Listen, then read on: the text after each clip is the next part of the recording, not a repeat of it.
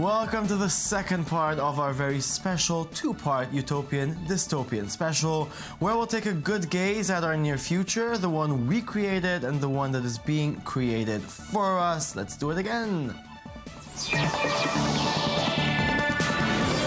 As part of the DLD convention in Tel Aviv, the Utopia Sci-Fi Festival has organized some really interesting events in cooperation with the Berlin Republica Conference, gathering smart people from all over the world to try and understand the social implications of the future. 3 of these smart people are sitting with me today, and we're going to continue talking about everything from designing the neighborhoods of the future and how we'll feel towards our robots. We have Luisa Prado, design researcher, who's interested in speculative design and its politics. Katharina Dermühl from Found Fair, a Berlin-based company builder. Johannes Kaleske is a strategy consultant and researcher, co-founder of a company called Third Wave. One day in the future, you might wake up and discover that someone took your job, that someone is a robot. This future is not an imaginary one, it's already happening. How will it affect us as a society? Let's take a look at a clip from C.G. Gray's excellent documentary, Humans Need Not Apply, before we dig into this depressing question. It's easy to be cynical of the endless and idiotic predictions of futures that never are. So that's why it's important to emphasize again that this stuff isn't science fiction. The robots are here right now. There is a terrifying amount of working automation in labs and warehouses around the world. We have been through economic revolutions before, but the robot revolution is different. Horses aren't unemployed now because they got lazy as a species, they're unemployable. There's little work that a horse can do to pay for its housing and hay. And many bright, perfectly capable humans will find themselves the new horse, unemployable through no fault of their own. Okay, Johannes, we wanted to talk a little bit about automations, yeah? So what do you mean when you say it will change society? So actually, that's not really something new. I mean, it's the story of technology and the story of work that old jobs get replaced by new jobs. I mean, we had that in the first industrial revolution. So we had steam engines and the assembly line, and they replaced jobs that have been there before. But the usual thing is that with this innovation come new jobs. So we have jobs that are going away and new jobs coming in. The question now is that if we are on the brink of a second industrial revolution, because in the first industrial revolution we had physical work. A lot of physical work being replaced with machines. And what's now happening is that computers, algorithms, big data have gotten so good, so fast, that a lot of cognitive work is being replaced.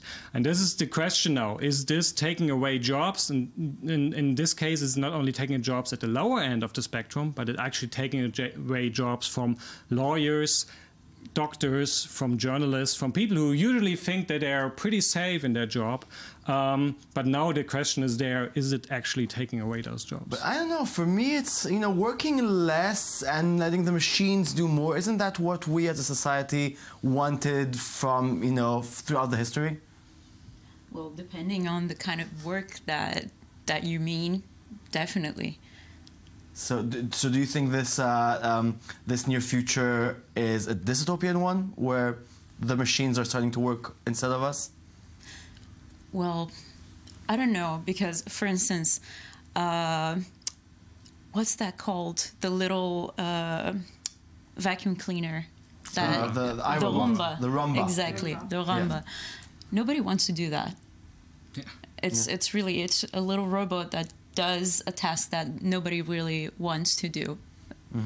And, well, for that, I think most people would welcome it, definitely. And because also in terms of job, it's not something that's very high paying. So I always wonder what kind of social implications that would have for those kind of jobs, That if the robot can at least take over the low payment jobs, but then what will these people do?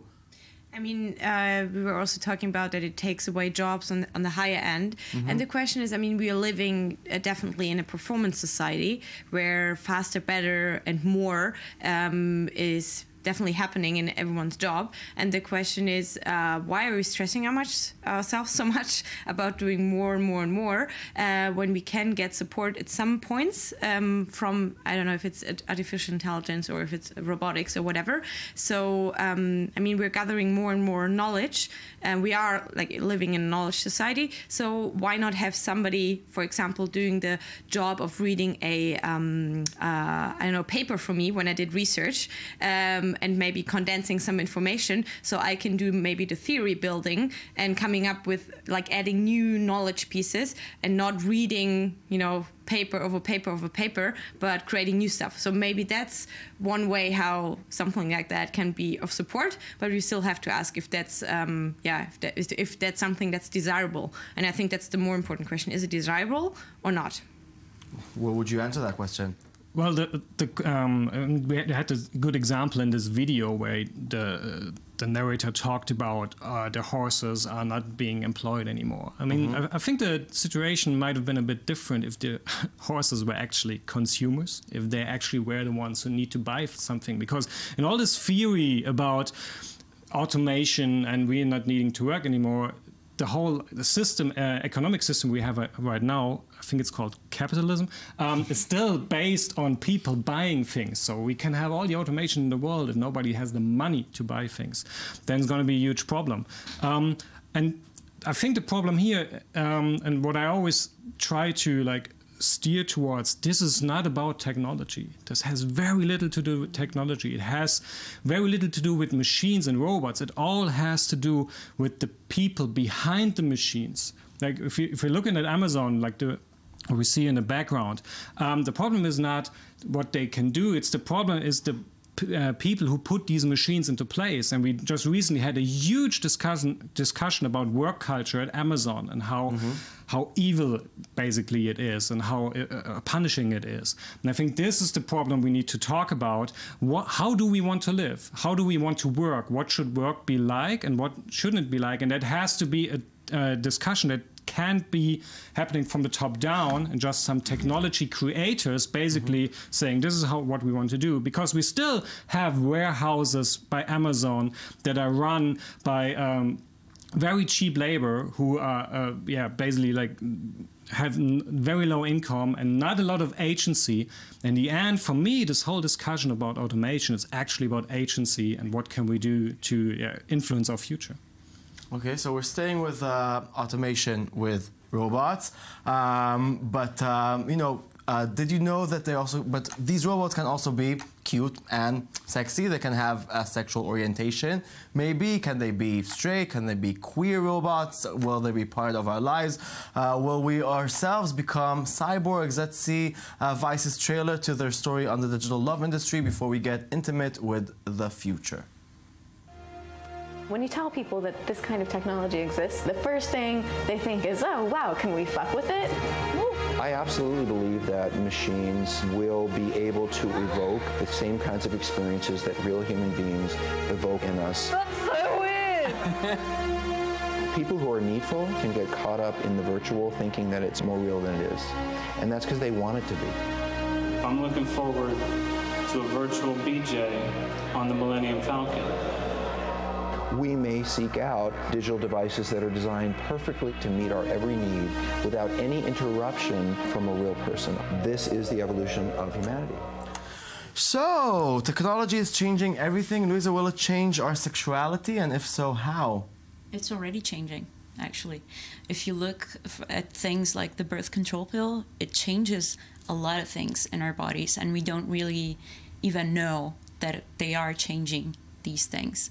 The pill is designed to change the quality of your skin, to make you have less body hair.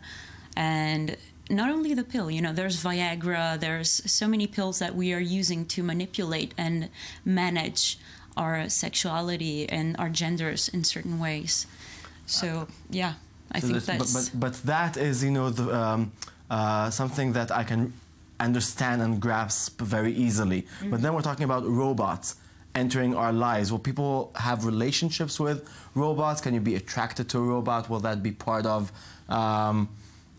regular life? Can we imagine that? I think one problem we, like all humans, have is that they have a very linear understanding of the future or futures. We kind of believe that the point we're at right now is that's the end of the line, and it's hard for us to imagine what's coming next. But actually, what she was saying is that actually the pill and something like that is very invasive. So having a robot next to me is, for example, not as invasive like coming from my physical body. So therefore, the interesting question for me is, why do we find that technology more scary than actually putting something in our body that actually changes our body? And so therefore I don't really have an answer for, is that the future of sex or whatever, but it's a plausible and possible future. And once again, the question is, who is it for? Do we want to put energy into developing stuff like that? Is maybe this development could be used somewhere else? But it's already happening, you know. It's already out, yeah. You know, so people put their energies all over. It's a market, right? We live in a market, and the question is it hurting anyone?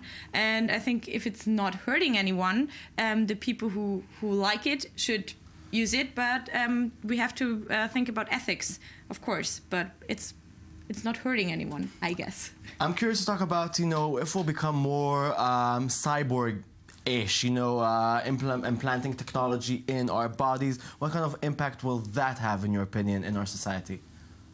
Well, we as humanity has always thought about these things. For instance, if you look at sci-fi, you have instances like in Neuromancer by William Gibson. One of the things that they do is that there are like robot prostitutes, and there are ways for one person to literally be in another person's bodies. So if you look at these technologies, if you have something that allows you literally to, I don't know, be in another person's shoes, I think it might have a very serious impact on the ways that we understand gender, for instance, because we still have a very binary understanding of gender, male, female. We have stark divisions still. I hope that these technologies will help us to break down these barriers. Wow, interesting. And why are we so obsessed about the robots themselves and how they look?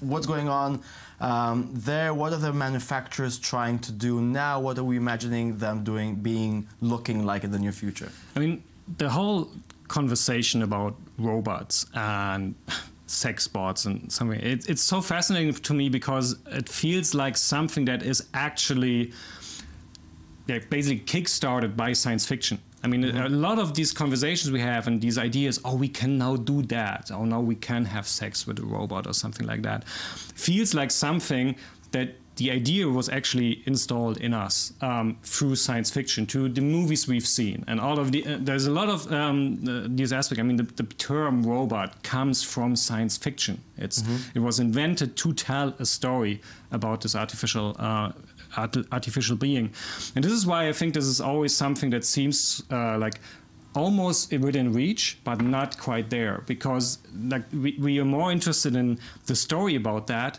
in general, but then while we're looking for that, we actually try out a lot of things. I mean, you reminded me of this one art project where they gave a couple 2 Oculus Rifts and basically showed them the camera view of the others. So you basically could look down on yourself, but see the body of the other person and things like that. So these are the kind of art projects that actually change our own understanding, that change our perspective on things. And I think this is the stuff that actually moves us forward, because it gives us new experiences. Yeah, it doesn't have to be cheap at all. You know, let's try and sum it up, Katharina. It seems like most visions of the future are creepy, scary, dystopian. And then you have what we started our show yesterday with, the big companies, tech, selling us a lovely, completely opposite future. Who's going to win? I very much hope, and I believe that humankind is going to win. But we really have to ask ourselves the question, what is desirable and what is desirable for us humans, and that the technology is actually the thing that serves us, and we are not serving technology. And therefore we should think wisely if we go down a certain path, because we all know that there are dependencies once we went down a certain path. And it seems like we are facing a new paradigm here, right here. Invasive technology is something different than putting on a Apple Watch. And we should really think about new ethics and new norms to discuss it. And we really need a discussion before we actually start implementing such technologies, either if they're invasive, not invasive, assisting, or replacing. Okay, that's trusting the human race, which is, well, very optimistic of you. I could just say from my point of view, I know where it's going, and it's going to be okay, but it's going to not be that great. Okay, thank you very much for coming. Thank you very much for being here for these 2 shows. Hope you enjoy Israel and the convention. Thank you for watching. We'll be back with brand regular new shows tomorrow. Goodbye. Thank you.